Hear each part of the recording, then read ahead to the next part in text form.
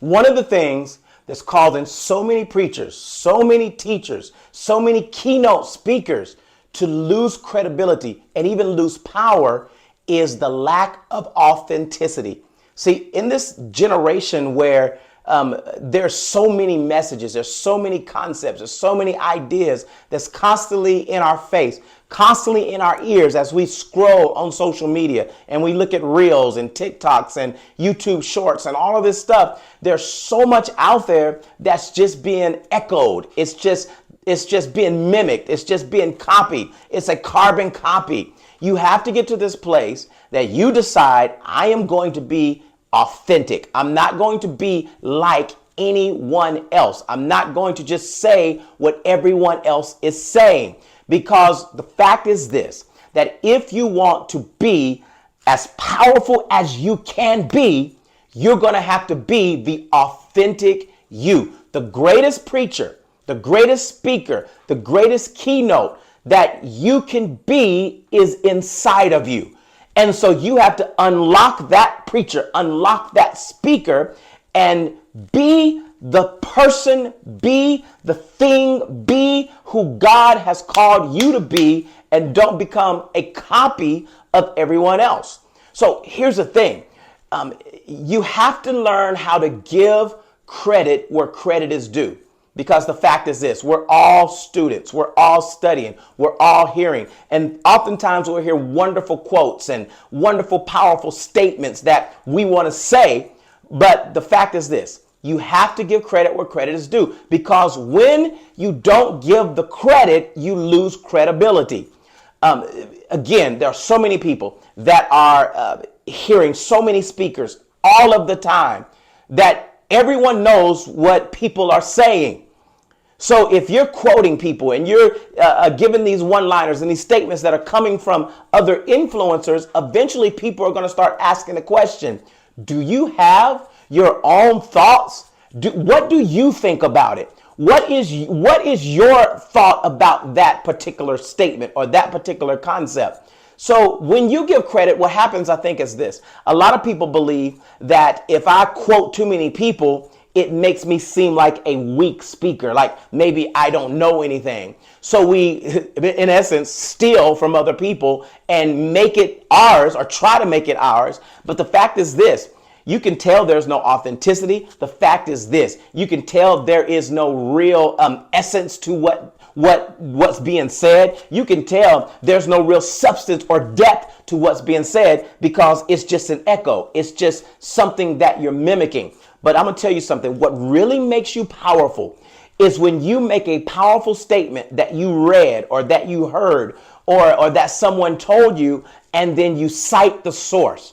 It's interesting. My wife is a professor in a university, and I watch her as she grades paper. She puts it in a program, and the program comes up and says either it was plagiarized or it says it was artificial intelligence.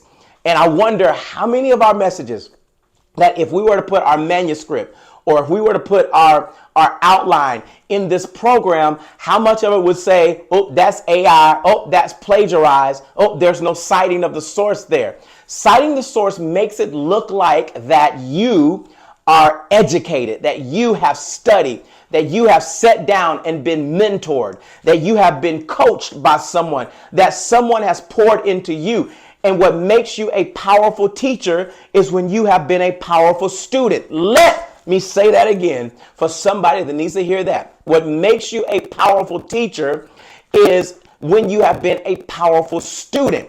So as you're citing sources and as you're quoting powerful people, people start identifying with those people. For instance, if I say, where purpose is not known, abuse is inevitable, Dr. Miles Monroe. Well, people in the audience who have followed the ministry of Dr. Miles Monroe and followed the ministry or been impacted by those statements, they'll immediately connect. It creates connection points.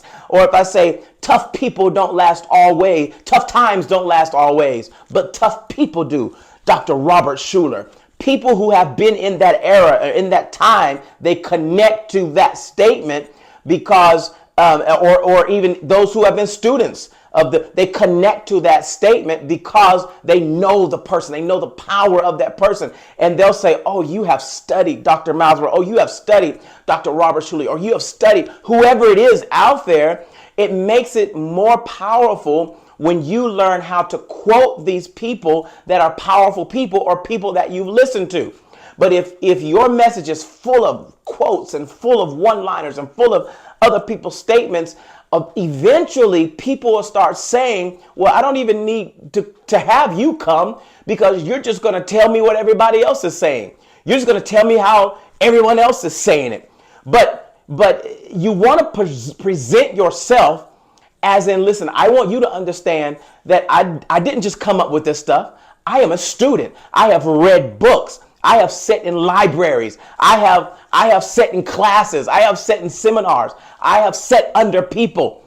And that way people will say, okay, you're learned. Okay, you now have credibility to be able to come into my stage and speak to this audience. Here's the other thing. If you don't know who said the quote, there is nothing wrong with saying, you know what, I heard it said, or someone once said, or a mentor of mine told me, or there was once a time when I was talking to someone, or I ran across this statement in this book, I ran across a statement in this paper, or I was scrolling through social media and I heard this preacher say X, Y, and Z, and when he said it, something sparked in me. Now, see, this is where you now are saying, I've been able to gather data. I've been able to gather information. I've been able to gather different things that I've heard different people said.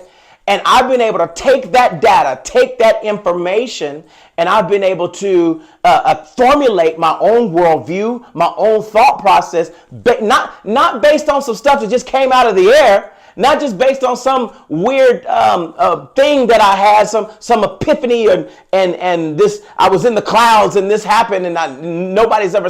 No, it's based on a collection of information that helped me come up with a thought process so that I can present an educated thought process. Did you hear what I just said? I can present an educated thought process based on this data. Now that's very important, and that is what separates you from an okay speaker to an amazing speaker, to a speaker that can move the masses, because now you have a thought process based on the information that you received. Here's what I need you to know. You have something on the inside of you that God wants to pour out of you. The world is waiting on the authentic you. So let that you be released. Let that authentic you be set free.